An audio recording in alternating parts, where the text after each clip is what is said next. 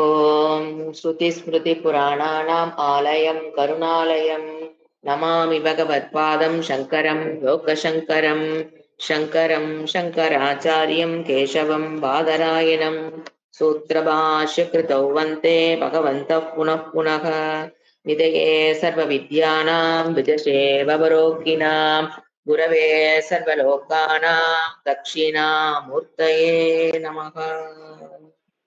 ॐ सहना भवतु सहनौ भुनक्तु सह वीर्यङ्करवावहै तेजस्विनावधीतमस्तु मा विद्विषावहै।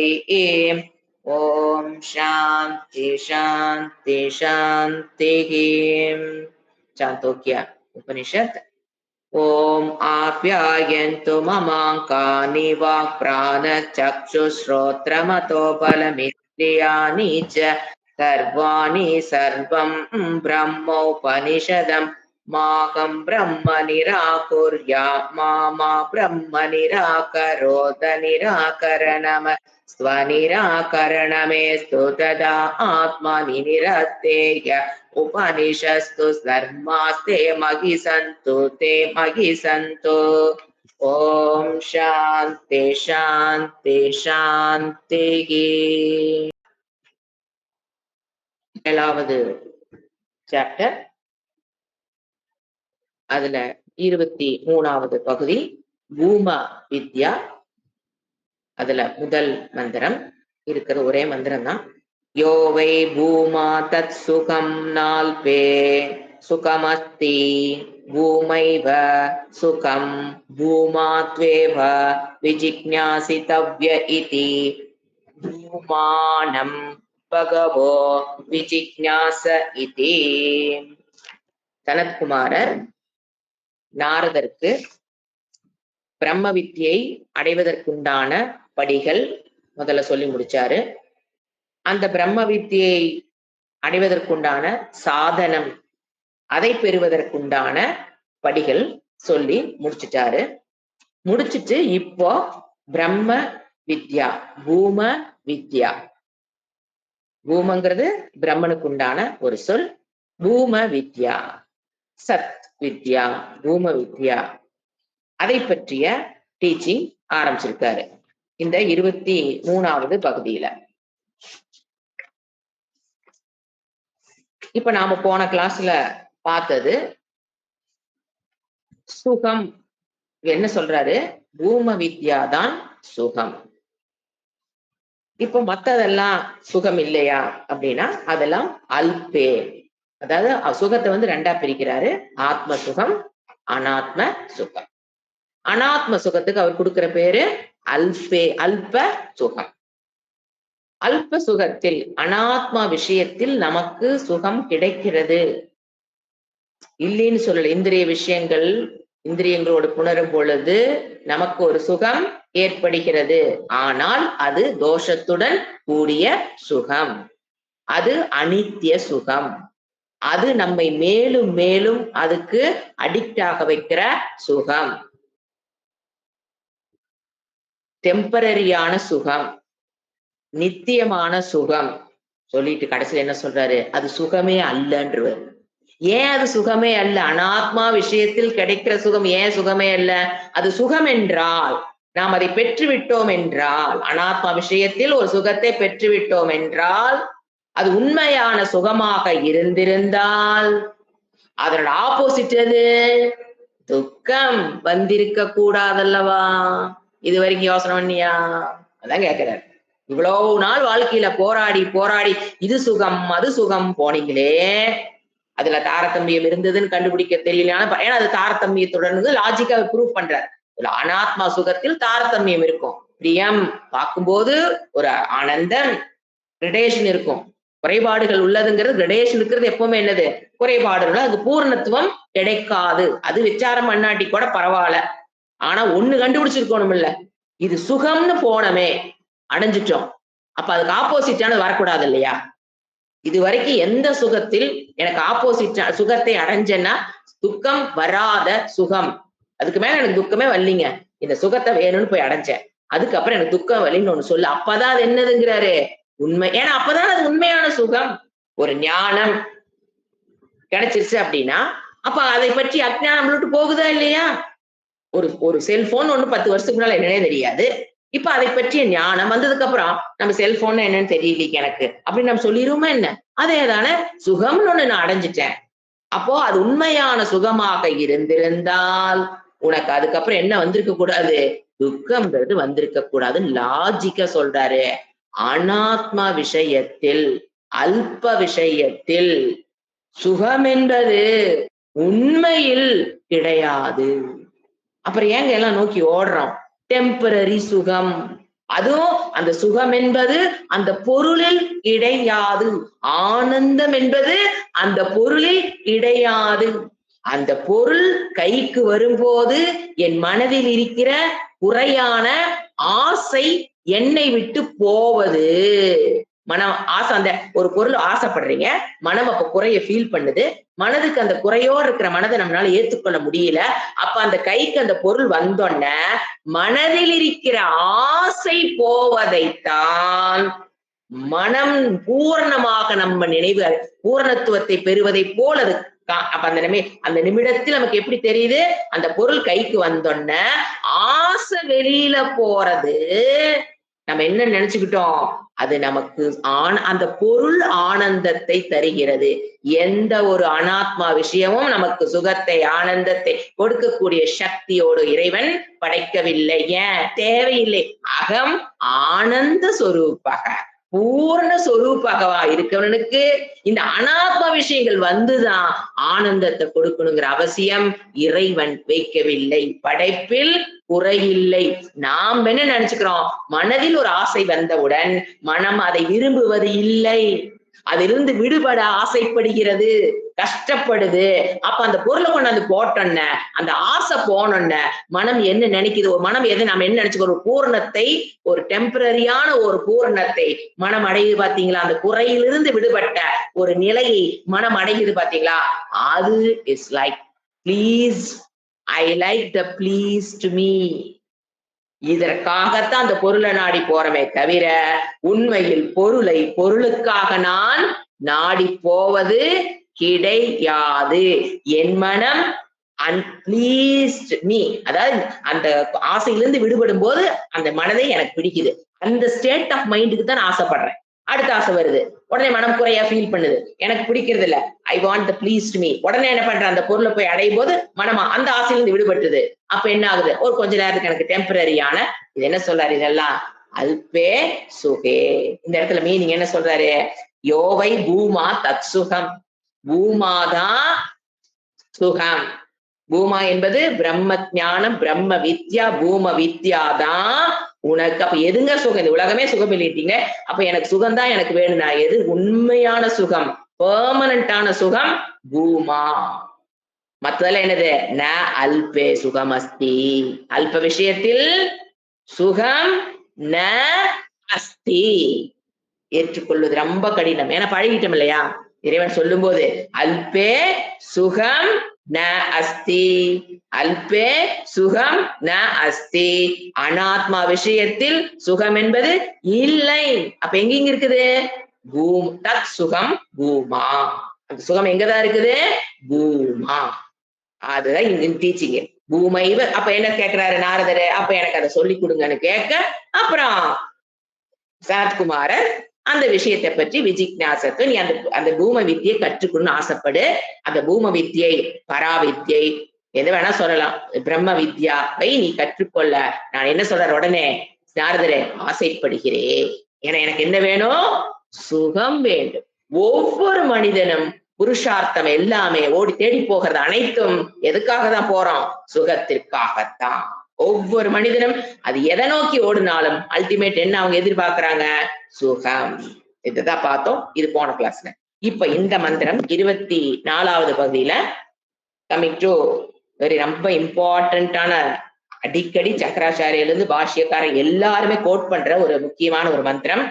யத்ர நான்யத் பஷ்யதி நான்யத் ஸ்ருணோதி நான்யத் விஜானாதி ச பூமா. இதுதான் மனப்பாடம் பண்ணிக்க வேண்டிய, வச்சுக்கொள்ள வேண்டிய ஒரு முக்கியமான பகுதி சாந்தோக்கிய உபனிஷத்தில். சதேவ இதகும் அக்ரே சோமிய அக்ரே ஆசித்துங்கிறத எப்படி மனப்பாடம் பண்ணி வச்சுக்கோங்க. அது ஏக்கம் அத்விதீயம், அது நம்ம பஞ்சதசி படிக்க படிக்க உங்களுக்கு அந்த விஷயங்கள் மனப்பாடம் ஆகுதோ அதே மாதிரி இதை மனப்பாடம் பண்ணி வச்சுக்கணும். எத்திர நான்யத் பஷ்யதி நான்யத் சுனோதி நான்யத் விஜானாதி ச பூமா. பிரம்ம வித்தியைக்கு உண்டான லட்சணத்தை இங்க கொடுக்கிறாரு. நீங்க பாருங்க, அல்ப விஷயத்துக்கும் டெபினிஷன் கொடுப்பாரு, பிரம்ம வித்தியத்துக்கும் டெபினிஷன் கொடுக்கிறாரு.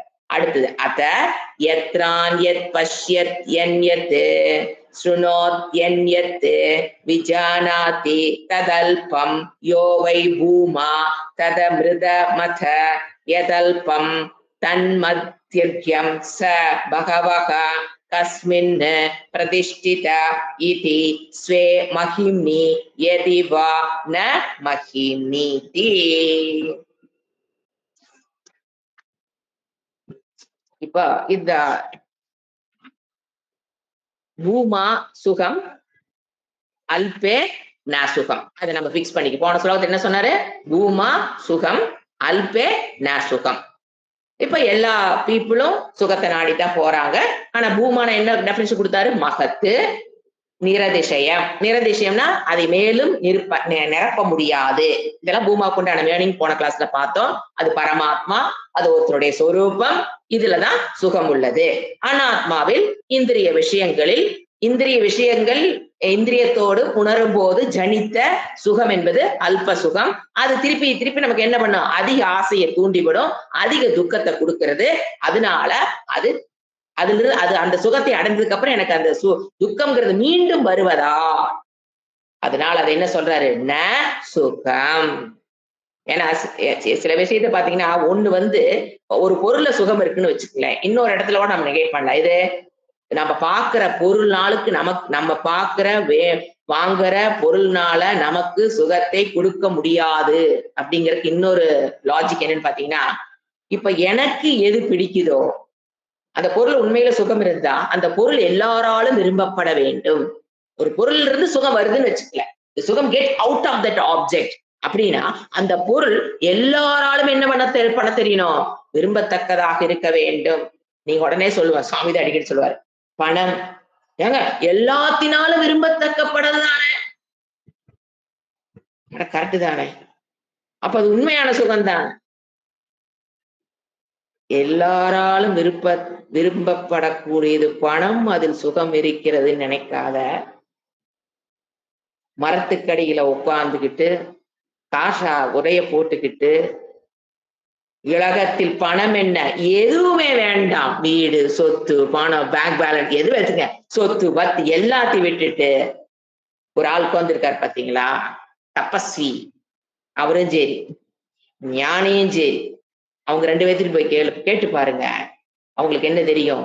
பணம் சுகத்தை கொடுக்காதுன்னு சொல்றவங்களும் நமக்கு அவங்க தெரியாம இருந்திருக்கு. 99.99 பேர் என்ன முடிவு பண்ணி ஓடிட்டு இருக்கிறோம்? பணம் சுகத்தை கொடுக்கக்கூடியதுன்னு. அப்ப எல்லாத்துக்குமே அது சுகத்தை கொடுக்குது இல்லைன்னு நாம நினைக்கிறோம். அவங்க பணம், சுவாமிஜி இருக்காங்க அப்படின்னா அவங்களுக்கு பணம் தேவைன்னு வச்சிருப்பாங்க. ஆனா என்ன சொல்ல மாட்டாங்க?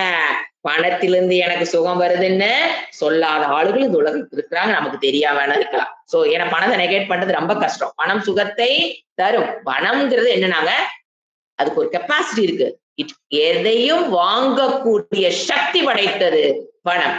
பணம் வாழ்க்கைக்கு தேவை, உணவு உடை இருப்பிடத்தை பெறுவதற்கு நெசசிட்டி ஆஃப் லைஃபுக்கு பணம் அவசியம். அவசியம் சொல்லி கொடுக்குறோம்ல, ஸ்ரீ சொல்லுங்க, வீட்டுல சொல்லுங்க, பணத்தை பெருக்கிங்க, அன்னம் பகு குருவி கிரகஸ்தாவுக்கு என்ன, பணத்தை நிறைய சம்பாதிங்க, நிறைய தானம் பண்ணுங்க, நிறைய புண்ணியத்தை ஏன் பண்ணுங்க, நல்லா இருங்க, நல்லா இருக்கணும், இதெல்லாம் பண்ணுங்க. அப்ப எங்க சாஸ்திர பணம் வேண்டாம்னு சொல்லுச்சு? பணம் நெசசிட்டின்னு புரிஞ்சுக்கோ, அது சுகத்தை கொடுக்கும்னு புரிஞ்சு வச்சிருக்கோம் பாத்தீங்களா? அந்த இடத்துலதான் இறைவன் சொல்றாரு அனாத்மா. பணமும் என்னது? அனாத்மா. அனாத்மே அனாத்மா சுகம், அல்ப சுகம், அது நிலையானது கிடையாது. நிலையான சந்தோஷத்தை பூமத்தை அது கொடுக்க முடியாது. இப்ப இந்த இடத்துல பாத்தீங்கன்னா பூமா விளக்கம் இப்ப 24வது பகுதியில இப்ப நான் படிச்சதுல பூமா வித்யைக்கு உண்டான லட்சணத்தையும் கொடுக்கிறார். பூமன பிரம்ம சத்து, அதுக்கும் டெஃபினிஷன் கொடுக்கிறாரு. அனாத்மாவுக்கும் இங்கு லட்சணம் வருகிறது. பூம லட்சணம் இந்த மந்திரத்துல பிளஸ் அல்ப லட்சணம். இப்ப பூம லட்சணம் இங்க பார்த்தோம் முதலியே 15 இது வரைக்கும் 15 ஸ்டெப்ஸ்ல அந்த பரமாத்மாவுக்கு விளக்கத்துக்கு 15 ஸ்டெப் யூஸ் பண்ணி சொல்லி கொடுத்தாரு. அதுக்கப்புறம் சாதனங்கள் நமக்கு சொல்லி கொடுத்தாரு. இதெல்லாம் வந்து சப்த ரூபேன்னு நமக்கு புரிஞ்சிருச்சு இல்லைங்களா? இப்ப நாம பாக்குறது பூமா உபனிஷத் விளக்கும் போது ஒரு டெக்னிக் அதை கையாளுது. என்ன டெக்னிக், ஏன் அதை கையாளுது? Pure logic. இப்போ 2 விஷயங்கள் நம்ம அனுபவத்துக்கு இருக்கிறது. ஃபர்ஸ்ட் டெஃபினிஷன் சொல்லி லாஜிக் சொல்லி அப்புறம் தான் எக்ஸாம்பிள் சொல்லி திருப்பி அதுக்கு உண்டான விளக்கம். இப்ப என்ன லாஜிக்? 2 விஷயங்கள் நம்ம அனுபவத்திற்கு கிடைக்கும் பொழுது 2 விஷயங்கள் நம் அனுபவத்திற்கு கிடைக்கும் பொழுது அதில் ஒன்றை பற்றிய அறிவு இல்லாத போது, ஏன்னா அனுபவத்திற்கு வருவதெல்லாம் அறிவுக்கு வந்திருக்க வேணுங்கிற கண்டிஷன் கிடையாது. சோ 2 விஷயங்கள் என் அனுபவத்துக்கு கிடைக்குது. ஏ பி வச்சுக்கோங்க. அதுல ஒன்றை பற்றிய அறிவு எனக்கு இருக்குது, இன்னொன்றை பற்றிய அறிவு எனக்கு இல்லை. ஆனா 2னுடைய அனுபவம் எனக்கு இருக்கு. அதுல ஒன்றை பற்றிய அறிவு எனக்கு இருக்கு, இன்னொன்றை பற்றிய அறிவு எனக்கு இல்ல. இந்த நிலையில் என்ன பண்ணுது சாஸ்திரம்? அதாவது எதை பற்றிய அறிவு எங்கிட்ட இருக்கோ அதை நிஷேதம் பண்ணி, ஏன் எனக்கு எதை பற்றிய அறிவு இல்லையோ அதை வார்த்தைகளால் விளக்கி சொல்ல முடியாத சூழ்நிலையில். அடுத்த பாயிண்ட், எந்த 2 அனுபவம் இருக்கு, அதுல ஒன்ன பற்றின அறிவு இருக்கு, இன்னொன்ன பற்றி அறியாமை என்கிட்ட இருக்கு. அந்த 2வது அறியாமை இருக்கு பாத்தீங்களா, அந்த அறியாமையை விளக்குவதற்கு ஏதோ வாச்சோ நிவர்த்தந்தே, வார்த்தைகளால் விளக்க முடியாத தத்துவமாக அது இருக்கும் பொழுது, வார்த்தைகளால் எனக்கு அறியாமல் இருப்பதை எனக்கு அறிவு ஊட்டுவதற்கு அதை வார்த்தைகளால் விளக்க முடியாத போது 2 அனுபவம் இருக்கு, ஒன்ன பற்றின அறிவு இருக்கு, இன்னொன்ன பற்றின அறியாமை இருக்கு. அந்த அறியாமை சொல்லி கொடுக்கலாம்னா அது வார்த்தைகளுக்கு சிக்காதது. அப்படிங்கிற பட்சத்தில் உபனிஷத் டீச்சிங்க கையில் எடுக்குது. இறைவன் டீச்சிங் இந்த இடத்துல கையில் எடுக்கிறார். எப்படி? திருப்பி சொல்ற, எனக்கு 2ஐ பற்றிய அனுபவம் இருக்கிறது, எக்ஸ்பீரியன்ஸ் இருக்கிறது. அதில் ஒன்றை பற்றிய அறிவு இருக்கு, இன்னொன்றை பற்றிய அறிவு எனக்கு இல்ல.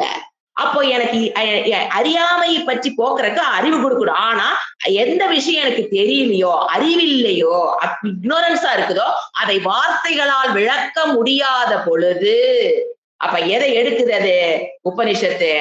உனக்கு தெரிந்த விஷயத்தை நெகேட் பண்ணி மிச்சம் ஒண்ணு இருக்குது பாரு, உனக்கு 2 அணுவும் இருக்கு, உனக்கு ஒண்ணு தெரியுது பாரு, அதை நெகேட் பண்றது நிஷேதம். ந டெக்னிக்கை யூஸ் பண்ணி அதை இல்லைன்னு பண்ணொன்ன இதை பற்றிய ஞானம் எனக்கு ஏற்பட்டு விடுகிறது. இதை பற்றிய ஞானம் எனக்கு இப்ப 2 விஷயத்துல இது எனக்கு தெரியுது, இது எனக்கு இதை பற்றிய ஞானம் இருக்கு, இதை பற்றிய ஞானம் இல்லை. அப்ப இதை பற்றிய ஞான வார்த்தைகளால் விளக்கக்கூடிய விஷயத்தை பற்றி அறிவு நான் வச்சிருக்கிறேன் போது அதை நெகேட் பண்ணிட்டொன்ன வச்சிருக்கிறது என்ன? இன்னும் ஒண்ணு, அது தானாக எனக்கு அது விளங்கும் வார்த்தைகளை கொண்டு விளக்க வேண்டிய அவசியம் அந்த இடத்துல இல்லை. அந்த இடத்துல இல்லை. இப்ப ஃபார் எக்ஸாம்பிள், இது கொஞ்சம் சூக்ஷ்மம், அதிசூக்ஷ்மம். இவ்வளவுதான் உபனிஷத் சொல்லி கொடுக்கறதே. டீச்சிங் மெத்தாலஜி இதான் யூஸ் பண்ணுது உபனிஷத்து. இப்ப நம்ம ஒரு கோயிலுக்கு போறோம், 2 பேர் நிக்கிறாங்க, ஏபி. 2 பேரும் எனக்கு அனுபவத்துக்கு விருத்திக்கு வராங்களா இல்லையா? விருத்தியில எத்தனை விருத்தி இருக்கு? எல்லா விருத்தியும் ஞான விருத்தியாக ஆகணும். ஏன்னா நித்ரா படிச்சிருக்கோம் இல்லையா? பதஞ்சலி யோக சூத்திரத்துல என்ன விருத்தி, ஞான விருத்தி, நித்ரா விருத்தி, கோப விருத்தி, குரோத விருத்தி படிச்சிருக்குமா இல்லையா? ராக விருத்தி, துவேஷ விருத்திங்க மாதிரி விருத்தி 2 பேர்த்த பத்தின விருத்தி ஏற்பட்டுரும். கண்ணுல பார்த்தோன்ன 2 பேர்த்தின விருத்தி ஏற்படுவதுதான் அனுபவம். ஒரு கோயில்ல 2 பேர்த்த பாக்குறீங்க, 2 பேத்துல அவங்களுடைய அனுபவம் உங்களுக்கு சிக்கிருச்சு. ஏன்னா கண்ணுல பாத்துட்டீங்க, அவங்கள பத்தின விருத்தி ஏற்பட்டுருச்சு. ஆனா அவங்கள பற்றிய ஞானம் இல்லை. அப்போ ஒரு உங்களுக்கு இப்ப 2 பேத்துக்குள்ள உங்களுக்கு ஒருத்தர் பேரு சிவா, ஒருத்தர் பேரு விஷ்ணு. இவங்க 2 பேரும் உங்களை பாக்குறதுக்கு வந்திருக்காங்க. இப்போ விஷ்ணுங்கிறவரு கையில பேக் வச்சிருக்காரு. உங்களுக்கு சிவா யாருன்னு தெரியும். அப்போ அவர் சொல்லி கொடுக்குற என்ன சொல்றாரு, எப்படி நெகேட் பண்றாரு? யாரு? சிவாங்கிறவர் கையில ஒண்ணு இல்ல, விஷ்ணுங்கிற கையில பேகு, கோயிலுக்கு வந்த பேகு, பழம் எதையோ ஒண்ணு வச்சிருக்காரு. விஷ்ணு வச்சிருக்காரு. 2 பேர்த்துடைய அனுபவம் உங்களுக்கு கிடைச்சிருச்சு. ஆனா 2 பேர்த்துல யாரு சிவான்னு தெரியாது. அப்படிங்கும் போது அவர் குரு சொல்லி கொடுக்குற என்ன சொல்லி கொடுக்குறாரு? கையில பேக் வச்சிருக்கிறவரு சிவா அல்ல. 2 பேர்த்தி பத்தி அனுபவம் எனக்கு இருக்கு, ஆனா எனக்கு யார் அங்க சிவான்னு எனக்கு தெரியல.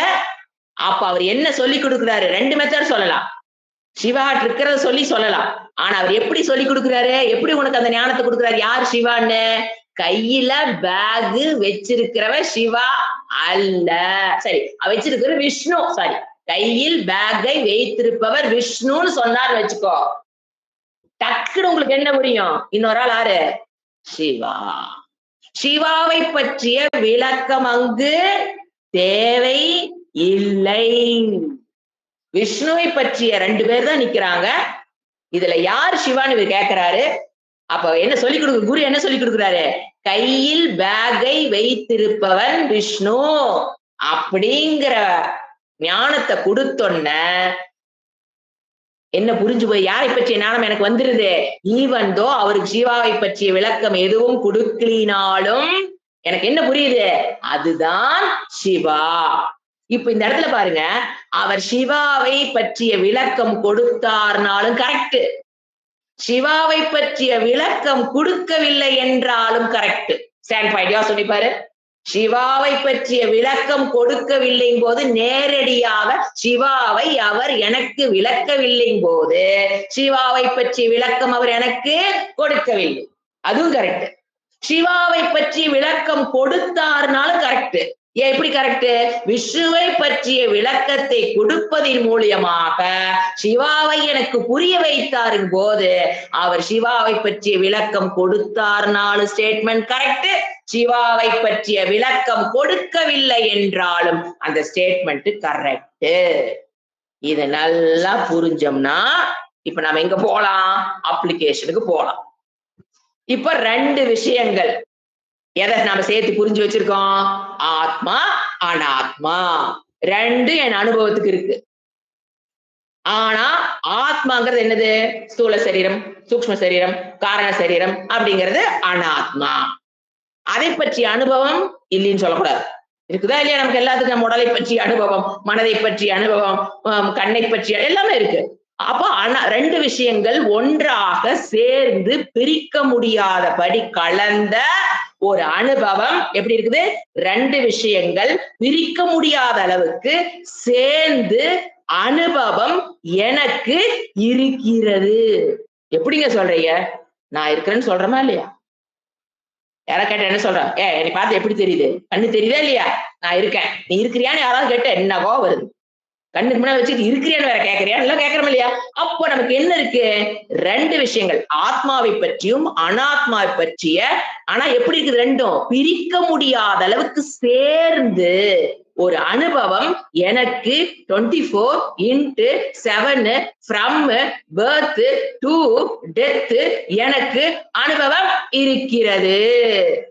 ஆனா என்ன பண்ணி வச்சிட்டேன், ரெண்டையும் பிரிக்க முடியாத அளவுக்கு சேர்த்து வச்சிருக்கேன். எதையும் ஆத்மாவையும் அனாத்மா, ரெண்டு விஷயங்கள். இப்ப ரெண்டு விஷயத்துல ஒரு விஷயத்த வார்த்தைகளால் விளக்க முடியும். எது?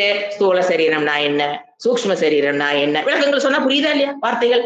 காரண சரீரம்னா என்ன, அது பிராரப்தம் என்ன, இந்த சரீரம் ஏன் வந்தது, சரீரோட இறப்பு இருப்பு பஞ்சபூதத்திலிருந்து வந்தது, அதை பற்றிய விளக்கங்கள் ஈஸியா இறைவனால கொடுக்க முடியும்.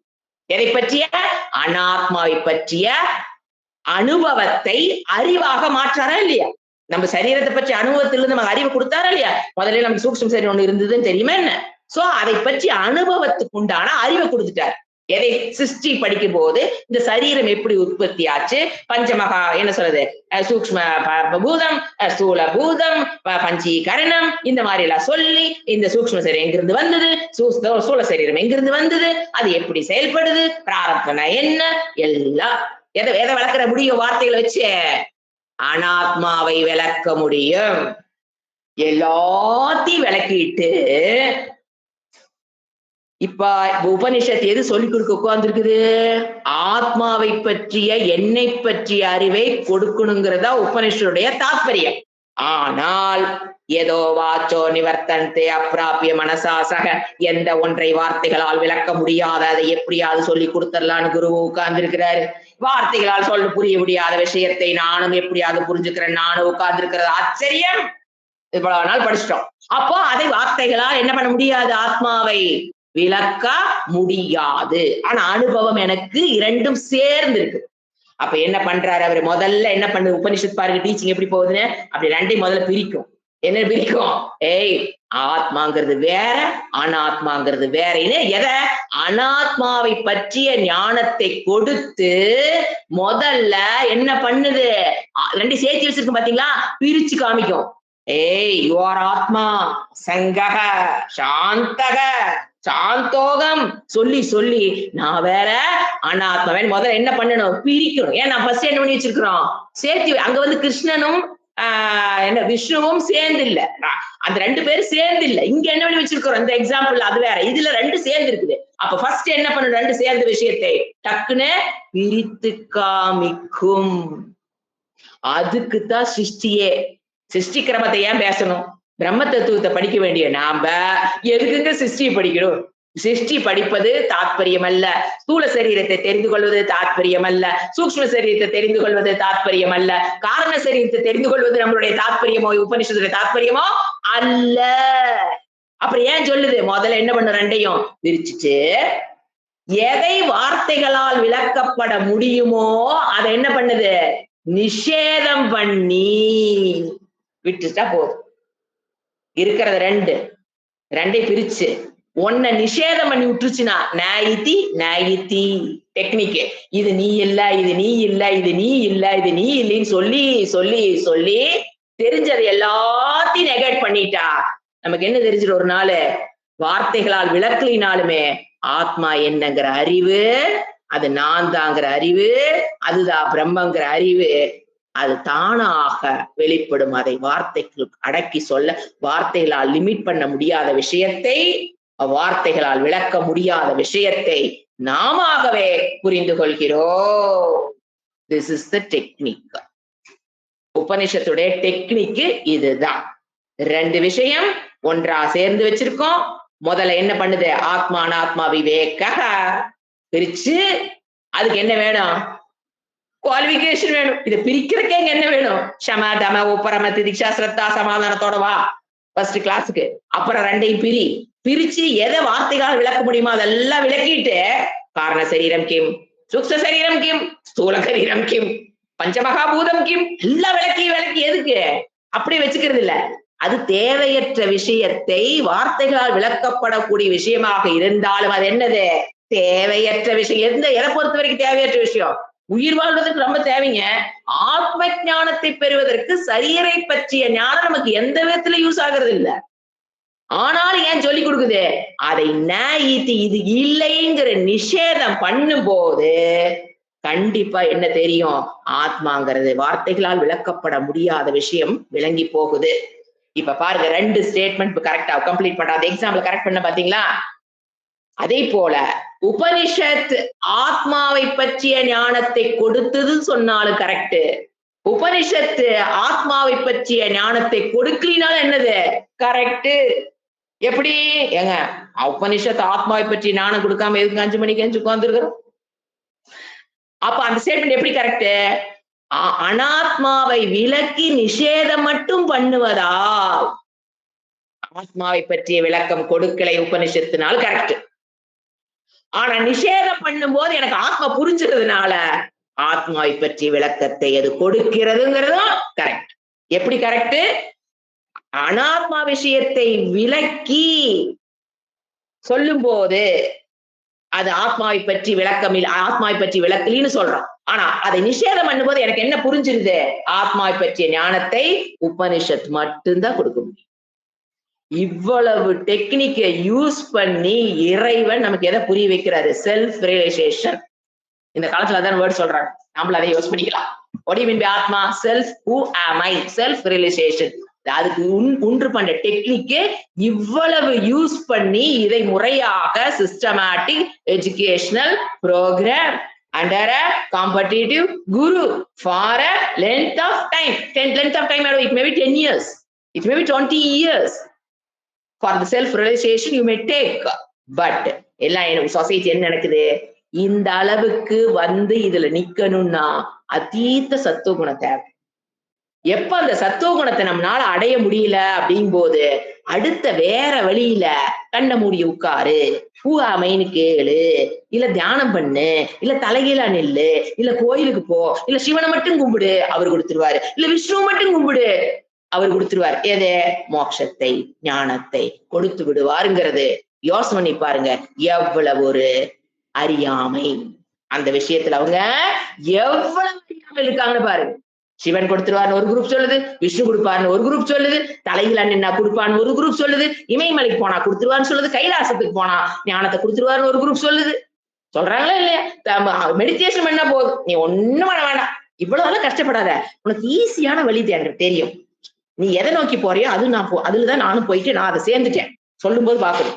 அது ரொம்ப கஷ்டம். ஏன்? சத்துவ குணத்துக்கு வரணும், அதுக்கு லைஃப் ஸ்டைல மாத்தணும். நீ ஒண்ணும் மாத்த வேண்டாம், எப்படி எந்த குணத்துல இருக்கிறீ அப்படியே உட்கார்ந்துரு. தமோ குணத்திலே உட்கார்ந்துரு. அவங்க சொல்றது அப்படித்தான் அர்த்தம். நீ எதையும் மாத்திக்க வேண்டாம், தமோ குணத்திலே அவளை உட்கார்ந்துரு, ரஜோ குணத்திலே உட்கார்ந்துரு. ஈஸியான டெக்னிக். இப்படி போனேன்னா அப்படி போனேன்னா எது? மெடிடேஷன் மூலியமாக. Is it possible? அப்போ இறைவனை அவங்க என்ன பண்றாங்க? நிஷேதம், renegate உபனிஷத். அதனாலதான் அவங்களால என்ன சொல்றது, நம்ம they are not. அத ஒரு இடத்துல சொல்லும், எவன் ஒருத்தன் சத்து பிரம்மம் இல்லைங்கிறானோ உண்மையில் அவனே இல்லைன்னு அர்த்தம். அவனே சொல்லிக்கிறானா சத்து பிரம்மன்னு ஒருத்தன் இல்லைன்னு ஒருத்தன் சொன்னா சாஸ்திரம் என்ன சொல்லு? உண்மையில் அவன் இல்லையே. அவனே சொல்றானே சத்து இல்லை, சத்தினா அவனே இல்லைங்கிறான். தட் இஸ் ஈக்குவல் டு அந்த மாதிரி. இப்ப நம்ம கமிங் டு முக்கியமான ஒரு இந்த கான்செப்ட தான், இந்த கான்செப்ட்ல தான் இப்ப இந்த மந்திரத்தை அவர் விளக்க போறாரு. சோ அந்த இம்பார்ட்டன்ஸ் ஆஃப் த மந்திரம் பாருங்க எவ்வளவு இருந்தா அதுக்கு இவ்வளவு பெரிய இன்ட்ரோடக்ஷன் தேவைப்படுதுன்னு பாருங்க. அப்ப நிஷேதம். இப்போ ஃபர்ஸ்ட் எத்திர, எந்த இடத்தில்,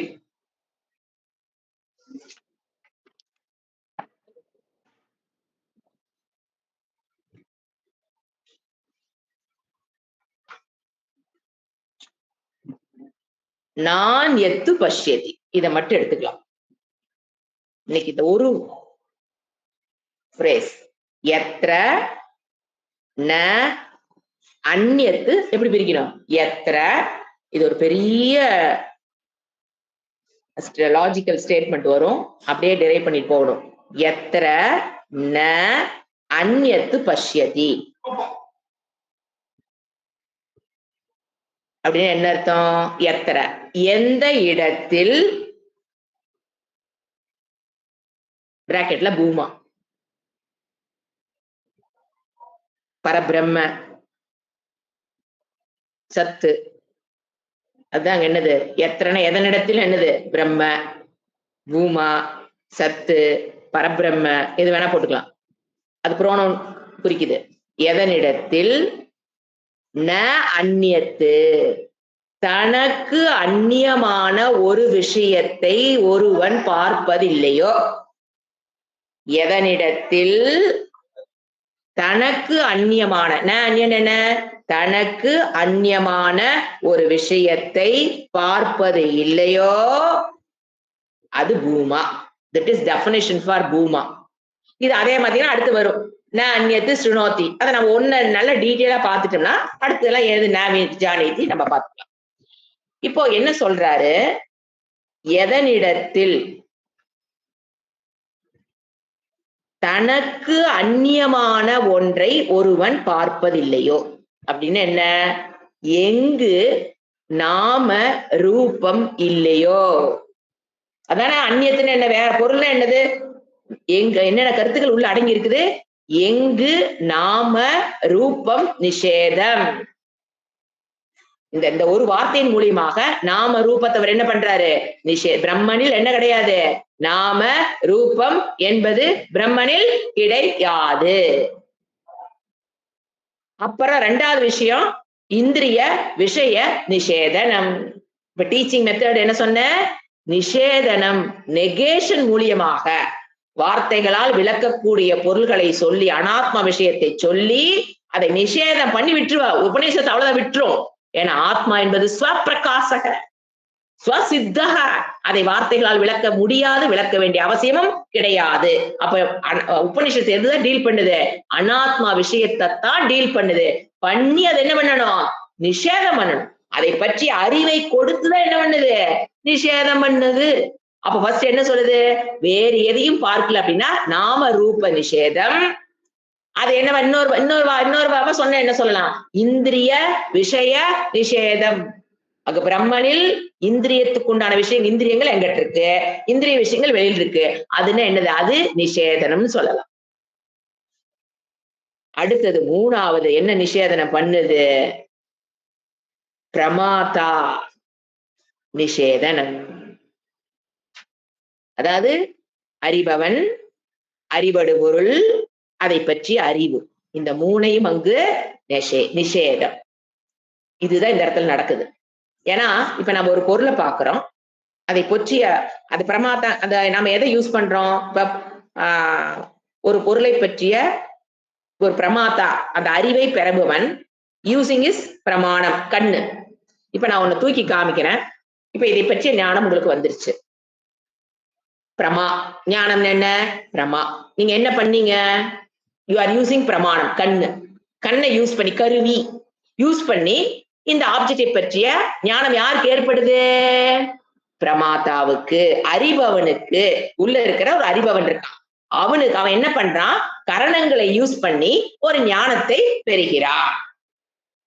பிரம்மம் என்பது இந்த அறிபவனை கடந்ததுன்னு புரிஞ்சுக்கும், பிரமாத்தாவை கடந்தது. ஏன்னா உள்ள யார் பிரம்மம், எனக்குள்ள என்னுடைய சொரூபம் என்னன்னா பிரமாத்தா இஸ் நாட் மை சொரூபம். ஏன்னா அறிபவன் மாறிக்கொண்டே இருப்பான். இப்ப நான் ஃபர்ஸ்ட் இதை காமிக்கும் போது செல்போனை அறிபவன் ஒருத்தவன் தான், அடுத்தது இன்னொன்னு தூக்கி காமிக்கும் போது இதை பற்றிய ஞானத்தை உண்டவன், அறிபவன் உள்ள மாறிக்கொண்டு இருக்கிறான். இப்ப நான் ஒரு பொருளை காமிக்கிறேன், இதை அறிந்தவன்.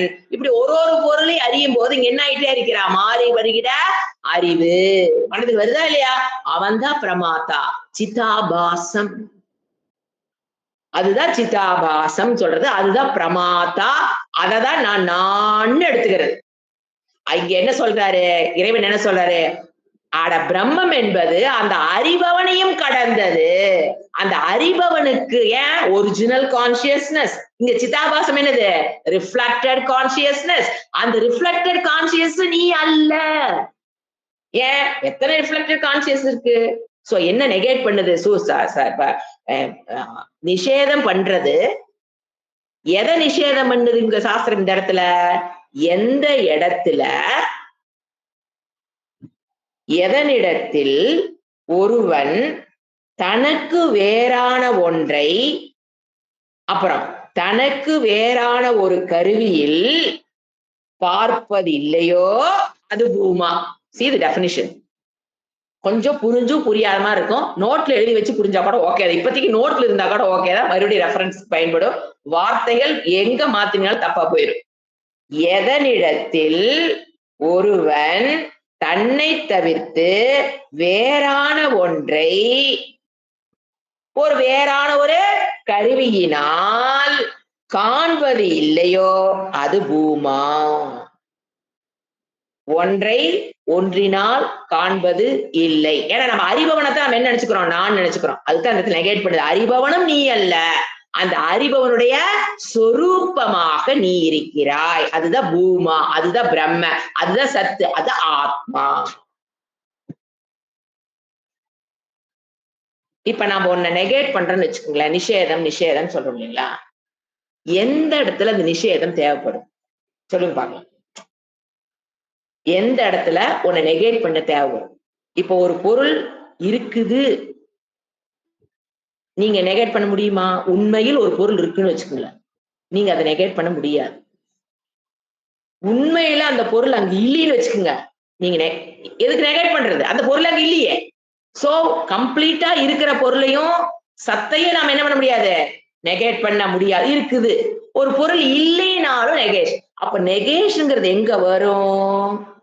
எப்போ இல்லாத ஒன்றை,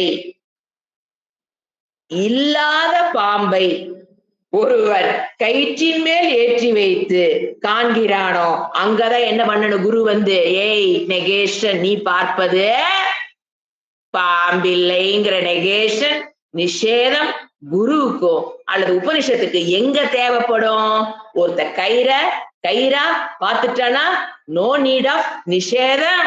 ஏன் குழப்பலின்னு வந்து, ஏய் நீ கயிறை நன்றாக பார்த்தாயோ அப்படின்னு கேட்பானா எவனாச்சும் வந்து, நீ கயிறா பாக்குறீங்க, யாராவது வந்து ஏய் இங்க கிடப்பது கயிறாகப்பா அவன் சொல்ல ஓங்கி 2 விடுவான், அதெல்லாம் நாங்க பாத்துருக்கோம் வேலை நீ போரும்பா. சோ அங்க என்ன தேவையில்லை, நிஷேதம் தேவையில்லை.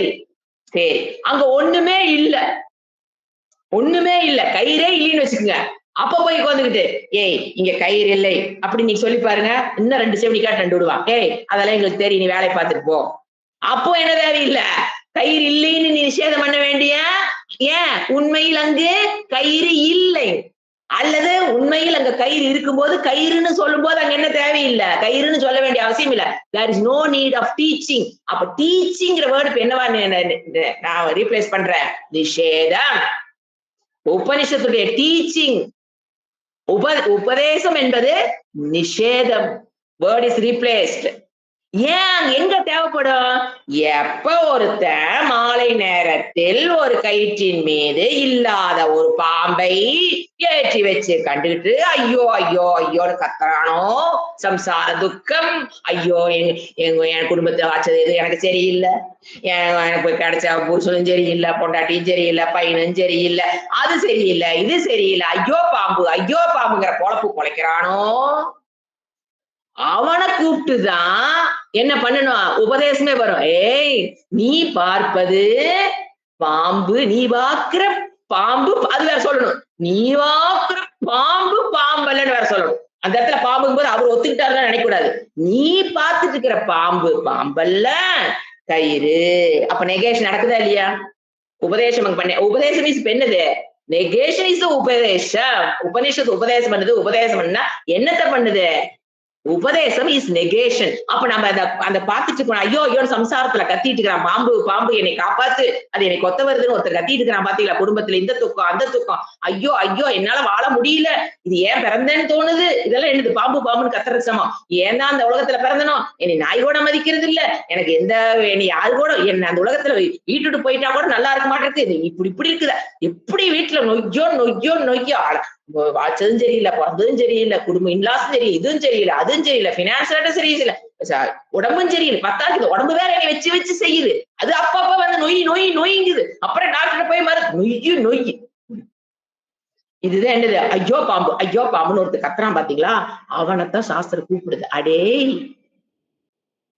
இந்த சரீரம் நீ அல்ல, தட் இஸ் டீச்சிங். நீ இந்த சரீரத்துக்கே கடந்தவன், அதீத்தக குணாதீத்தக, சரீரத்தை கடந்தவன், சரீரத்திலிருந்து வேறுபட்டவன். நீ என்னது அப்புறம் வேறுபட்டவன், அப்ப நான் யாரு அப்படிங்கும்போது என்ன சொல்லுவேன், ஏய் யூ ஆர் சத், you are Sid, you are ஆனந்த ஸ்வரூபக.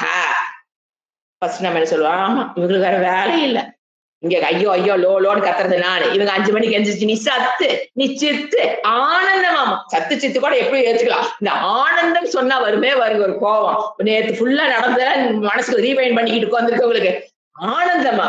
இந்த சாஸ்திரத்துக்கு வேற வேலை இல்ல, அதை சொல்லி கொடுக்குற இவங்களுக்கும் பாவம் வேற வேலை இல்ல, பையனே எல்லா வேலையெல்லாம் முடிச்சுட்டாங்க அவங்க வாழ்க்கையில, இவங்களும் பாவ பொழுதுபோலி நம்மளை புடிச்சு உட்காரு கிடைச்சது ஒரு 4 திக்குன்னு வச்சு உட்கார்ந்து சொல்லி கொடுத்துட்டு இருக்காங்க. எங்கீங்க ஆனந்தம்? அப்படி தோணுது இல்லைங்களா? அப்பதான் இறைவன் என்ன சொல்லுவார், அடே நீ பாக்குறது கயிற்றின் மேல் ஏத்தி வச்சு பாம்பை பார்த்துட்டு இருக்கிற, அங்க உண்மையில் பாம்பு என்பது இல்லைங்க. இங்க என்ன நமக்கு இங்க இறைவன் எப்படி டீச்சிங் சொல்றாரு, நீ உன்னை சரீரம் எடுத்து வச்சிருக்கிற, அந்த சரீரம் நீ இல்ல. ஆனா நாம என்ன பண்ண மாட்டோம், ஒத்துக்க மாட்டோமே. அப்புறம் அவர் என்ன பண்ண, டார்ச் லைட் அடிச்சு காமிக்கணும், டேய் நல்லா உத்துப்பார், இங்க நடக்கிறது என்னது கயிறு, அந்த டார்ச் லைட் என்னது.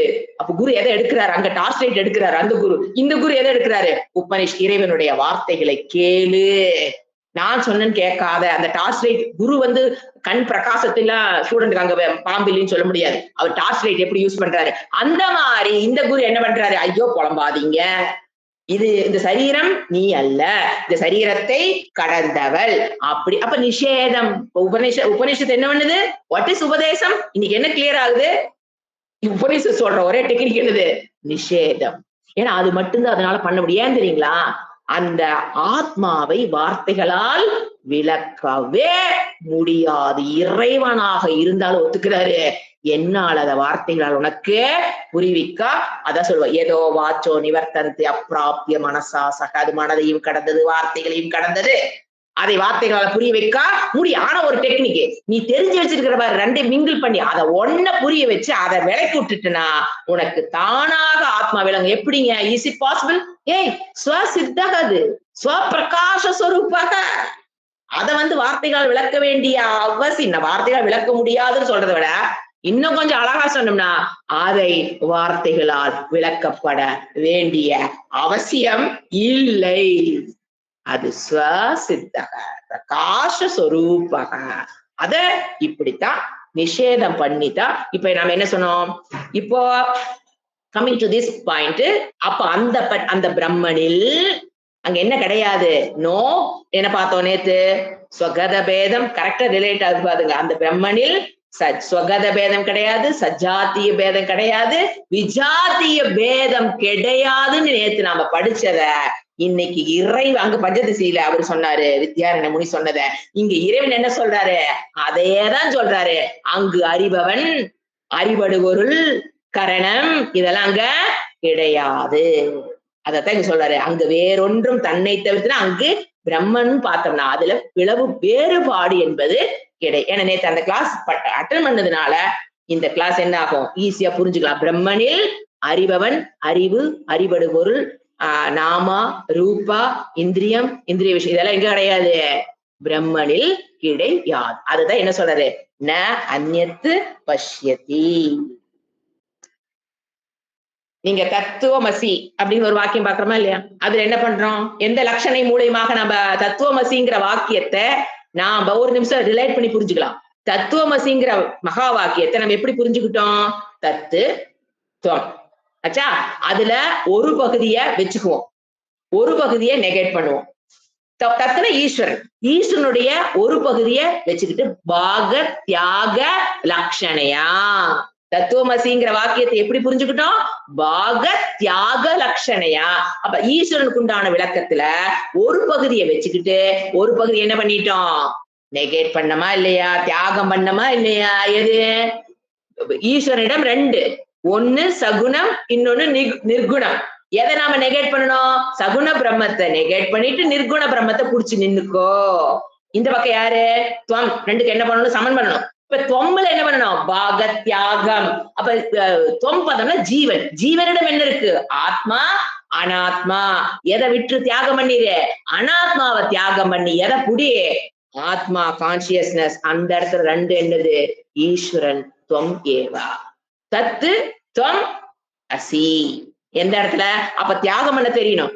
அப்ப ஈஸ்வரனிடத்தில் மாயை தியாகம் பண்ணு, ஜீவனிடத்தில் சரீரத்தை தியாகம் பண்ணு, பாக தியாகம். ஆனா உன்னை புடிச்சுக்கோ, ஈஸ்வரனிடத்தில் கான்சியஸ புடிச்சுக்கோ, ஜீவனிடத்தில் இருக்கிற கான்சியஸ புடிச்சுக்கோ. 2 என்னது, தத்து துவம் அசி. ஓம் சாந்தி சாந்தி சாந்தி. ஹரிஹி ஓம் ஸ்ரீ குருப்யோ நமஹ. ஹரிஹி ஓம்.